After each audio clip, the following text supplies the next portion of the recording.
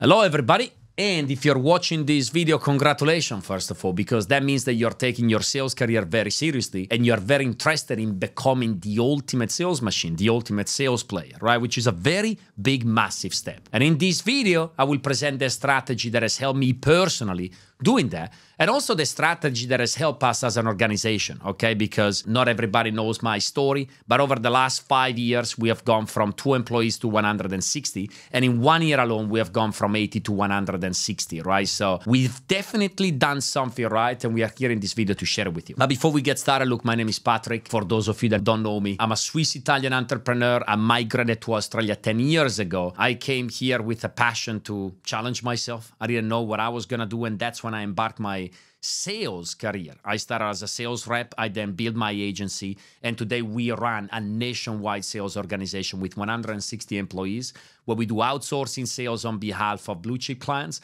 but we also consult clients in growing their sales teams. But look, without further ado, let's get started. What should you do if you want to become the top 1% in sales? There is a mental transition that you need to go through, because the reality is this: if you want to become a top sales player, you need to view yourself as an athlete. Yes, that is very true. Sales is not a job, sales is a sport. And the sooner you internalize this message, the sooner you're going to be able to skyrocket your career. But let me explain to you why. 10 years ago, I ran into this book. You probably know the book. It's called Rich Dad, Poor Dad. Very famous, written by Robert Kiyosaki. And I took away a concept from that book when I first started my career. I remember coming across the cash flow quadrant. You know, Robert says, if you want to get wealthy in life, you got to transition to a new stage as you go along. Most of us, we start as employees. And when we are employees, what do? Okay? And I'm not trying to diminish in the value of any employee here, but the reality is this: most employees, they exchange their time for money. No matter what it is that we do, no matter how hard you work, in a lot of job positions, you get paid based on the time that you spend at work. Robert says that you need to escape from that trap as soon as possible, and you need to switch into the self-employed category. Now, what does a self-employed person do? Well, when you are self-employed, you don't get paid based on your time. You get paid based on results. You get paid based on your performance. Sales gives you the chance to do that. Even though you're not self-employed, you could be employed by somebody else, but you still get the benefit of doing that, where you get paid based on your performance and not just based on your time. And then step 3 is you become a business owner. And then you have a business that generates enough cash flow that can allow you to finance your investments. That's when I really understood the importance of working in sales, because I was like, well, if I truly want to get wealthy, I only have 24 hours in a day. To be honest with you, I'm not willing to exchange all my 24 hours for money, because I'm going to need time to sleep. I'm going to need time to spend with my family. So I'm going to need to entertain a profession where I don't get paid just based on the time that I spend at work, but I get paid based on my results. Guess what athletes do? Athletes, they get famous based on the results that they get. They get famous because they win the season. They get famous because they win the tournament. They get famous because they win the match. They get famous because they get results. And in order to get results, what do they need to do? They need to train very hard. They need to be very disciplined. They need to follow a very strict diet. And essentially, they need to prioritize everything in their life that helps them maximizing their energy levels, helps them maintaining their optimal state. That's what they do. They live by that mantra. You know, athletes, for them, anything that could be a potential threat to their energy, they don't even entertain it, because they know that if their energy levels go down, it's going to affect their results and it's going to affect their performance. So I understood a long time ago that if I wanted to excel in my profession, I needed to start looking at myself like an athlete. So if you are in a sales job right now, if you're in a sales company right now, stop thinking that you're doing a job. Stop thinking that the people in your sales team are just performing a job. That's not true. They're playing a game. They're playing a sport. And if you want to excel in that sport, you need to become like an athlete. Now, what we do here, a community collective, and also what I teach to the other clients that we consult is this: if you want to become an elite salesperson, you need to start approaching your day in the same way as an athlete does. And if you do that, trust me, over the space of 6 months, you're going to experience results that you never experienced before. So what does an athlete do? Well, think about it. Let's just talk about before playing a game. Let's give an analogy of football, for instance, okay? When I say football, I mean the one in Europe where we kick the ball, okay? Just to make sure that we're all on the same page for that one. But before they step into the field, what do? They go through a certain level of conditioning, okay? They need to warm up. They need to train themselves. They need to get their mind and they need to get their brain to the right optimal state in order to step in and then start playing the game. Once they step into the field, what do? They don't stretch once the game starts. They don't think once the game starts. They don't wonder and ponder once the game starts, because that's game time. Imagine if a professional athlete at the beginning of the day just sits down on the floor thinking about life in general. Imagine the reaction of the crowd in that case. Well, the crowd will scream quite heavily in that sort of occasion because nobody will accept that. And as behavior of that sort will be viewed as very unprofessional, as you can probably understand. And guess what they do once the game is finished? Do they just go home and sleep? Probably, maybe on the day of the game, especially if they're very tired. But the best athletes, what they do, they rewatch the game. Why do they do that? Because they want to identify things that they could have done better. They want to set an action plan. They want to know what they need to improve on in order to move forward and in order to become a better athlete. Now, we can steal that mantra from them to perform better in sales. So what can we do? We divide our sales day into 3 parts. And the 3 parts are the following: conditioning, game, and evaluation. Let's talk about conditioning for a second. Every single morning when you wake up, you got to condition your mind and you got to condition your brain to perform at the highest level. How do you do that? If you are serious about your sales career, you need to work out. You have to. Hey, you don't necessarily have to go to the gym, but at least every single morning you should go for a run. Why? Because you want to be awake. You want to get the blood pressure up. And doing that will help you maximizing your energy levels. That's the first thing that we always advise, and that's what we always suggest. On top of that, what can you do? Well, once you have finished training, what I strongly advise is to have at least a 30 seconds cold shower. Okay, I know now there are a lot of videos going on online about the importance of putting your body into cold water. You know, I started doing this before it was cool. I started doing this exactly 9 years ago, and I do it religiously every single day. And I'm gonna be honest with you, I cannot function at the highest level unless I do it. Once you put your body in cold water for 30 seconds, you're gonna shock your body and you're gonna be truly awake. Otherwise, you're gonna be half awake, and therefore, your sales day is not gonna be as good as you want it to be. So that's the second tip that I give to everybody. What else can you do? Okay, now you got your body in the perfect state, but that's not enough. You gotta get your brain in the right state as well. And yes, the cold shower helps to do that, but on top of that, what else can you do? Well, what we teach is this. Every single morning, you should watch some sales training material, or you should have your sales trainer teaching you something new. At least you refresh your mind. At least you revise the information. At least you get your brain up to speed again. And every single day you should do role play. It's crazy how many salespeople we meet, how many companies we coach, and they don't do any role play in the morning. Well, guess what? If you don't do role play before your salespeople start speaking to real customers, the role play are going to be the real customers. Whereas the goal of the role play activity is this. I want to get all the possible mistakes out of the way before I start engaging and before I start interacting with real people out. Because if I'm serious about my sales profession, I want to minimize the mistakes that I'm going to make in my conversations as much as I possibly can. And role play helps you in doing so. So don't underestimate the importance of this, especially based on the results that you got yesterday. Based on the results that you got last week, you should analyze what went wrong. You should analyze what it is that you could have done better.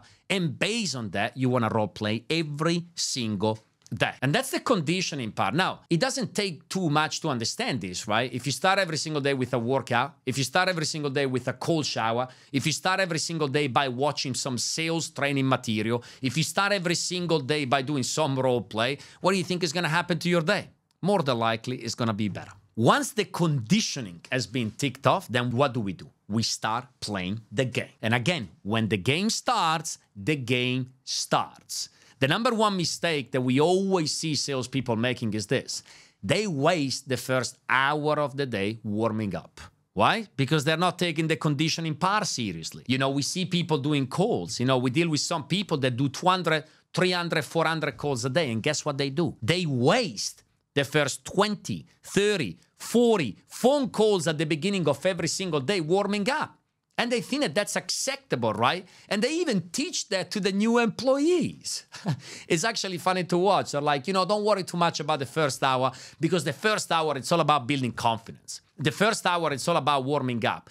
Well, just do the simple math. If you do that, If you waste 1 hour a day every single day over the space of 1 year, well, you're wasting 260 hours.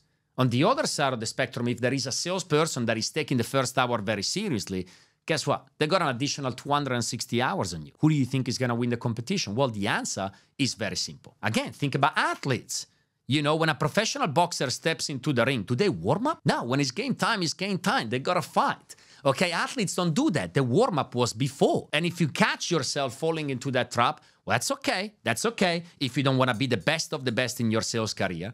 But if you want to be at the very top, you need to understand how top people operate. And if you do that, trust me, your performance will skyrocket. What else can you do when you play the game? Again, when you play the game, it's not time to wonder and ponder. When you play the game, it's not time to be over-analytical. When you play the game, it's not time to read books. It's not time to watch sales material. Once your day starts, your day starts. And all you're going to do is you need to attack. Another thing that we always advise to salespeople, especially if you want to really exceed, you need to compartmentalize your day into different parts. Okay? Depending on the type of sales that you do, that's going to allow you to do what I just said, or sometimes maybe you're not going to be able to do what I just said.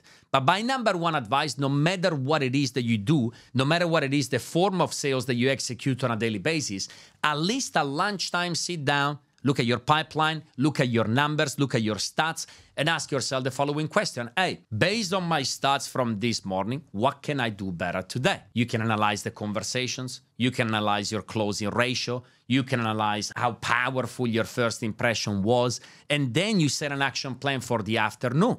So again, you maintain yourself rational, okay? Because especially if you're doing high volume sales, you know, if you're watching this and I don't know, you do cold calls or you do a lot of phone calls or you do door knocking, if you deal with a high volume of people on a daily basis, you can relate. Your number one enemy are your emotions, okay? Because if you get too emotional, you're gonna lose the day. So you gotta do whatever it takes in order to maintain yourself as rational as possible. And compartmentalizing your day into different parts and looking at your numbers over the course of the day is going to help you maintaining the highest possible level of rationality. So that's step 2, man. Once you start playing the game, you start playing the game. Do not confuse game time with conditioning time. You should have done that before the day even starts. And then step 3 is evaluation. Okay, a lot of salespeople, once the day is over, they go home, they go to sleep, and that's the end of it. And then tomorrow they start again. Well, listen, if you have that approach, you're going to struggle to get better over time because whenever your day is over, you should evaluate what just happened. And let me give you a couple of scenarios. Let's say that you just had your best performing day ever. Especially when that happens, people never analyze their day. Okay, because they're very euphoric, they're very happy, they want to go home and they want to celebrate. But that is the day that you should analyze the most, okay? Because the number one priority when you have your top performing day is the following. Hey, how can I replicate this again and again and again in the future? Because once I learn how to replicate consistently my highest performing day, I'm going to change the course of my overall life. It's as simple as that. So whenever I have my highest performing day, here's what I do. I sit down alone at least for 30 minutes and I do 2 things. Number 1, I put the camera in front of me and I record a video and I speak to my future self. Let me explain this technique because it's very powerful. I literally say this, hey Patrick, if you're watching this video right now, chances are that you're not going through the best time. Remember, today you just had your best and top performing day. And I want to give you a reminder, if you're not feeling that great right now, let me remind you what you did today, because today was amazing, man. Today you did A, today you did B, and today you did C. So no matter how it is that you're feeling right now in the future, if you replicate the same, you're going to be able to obtain the same result. Speaking to your future self is such a powerful technique, because especially when you're down, especially when you're emotional, if you hear a feedback from the old version of yourself from the past, that's going to be very impactful, okay? Because you're going to be like, man, I used to be like that at some point in the past. Look how happy I was in that video. Look how motivated I was in that video. So all I need to do, I need to repeat what it is that I did that day. Super powerful, okay? You want to become the best? Speak to your future self. I know in the eyes of other people, you're going to look a little bit crazy, but who gives a shit? All right. If you want to have the opposite of what most people don't have, you got to do the opposite of what most people do. It's as simple as that. The second thing that you want to do once you have your top performing day, you want to break it down. And again, you want to analyze the reasons why you just had your top performing day. What happened today? Look, today I did this. I work harder than anybody else.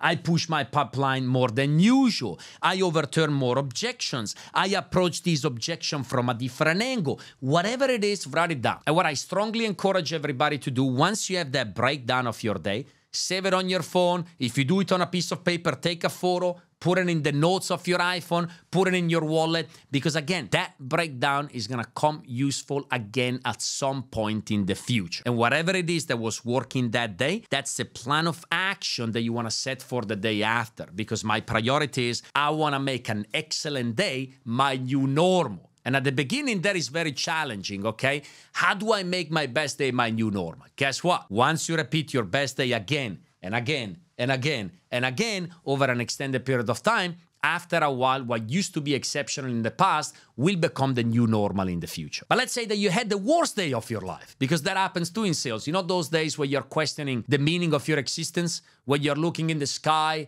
and you don't even know why you're on this earth anymore, like those days where you're literally questioning everything. Especially when you feel like that, you need to break your day down. But what do most people do when they had their worst sale day? That's what they do. They go home, they have some shitty food because they want to switch off, they watch a movie because they think that they deserve it.